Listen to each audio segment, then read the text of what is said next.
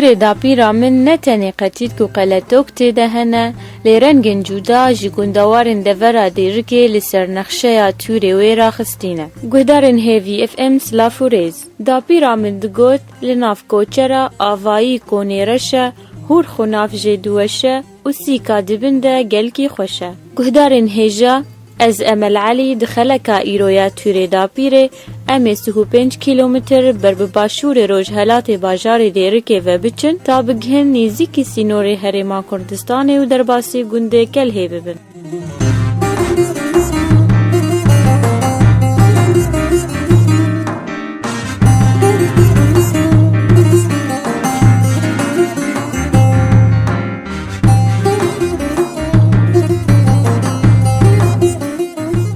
گهدارن هیوی اف ام بری هر تشتی املی پرسینه لسرناوی گند بکن.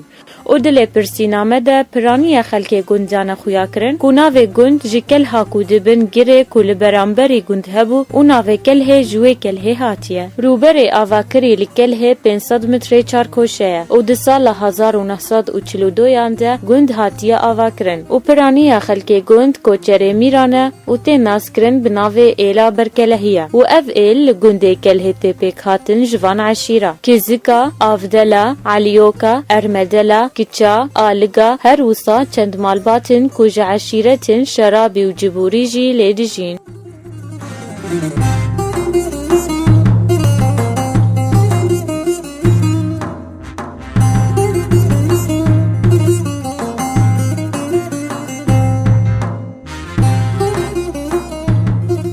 گهدارن هیجا جمارا آواهین کله 177 آواهینه و زیده تر 500 مالباتان تیده دجین جبلی 75 مالباتن کلی هرما کردستان دمینن و زیده تر 5 مالباتان و بصدان جوانان پنابری اوروپا بونه. لسر آستجیانا خلکی کله پرانی نشته جین گوند بکار چاندنیه و خودی کرنا سوالا جیانا خوری ودبن و دهمان مجاره ده روبر زمینا چاندنیه لکله 1000 هکتاره و 100 هکتار بیاره والجی لباش شور گند ہے.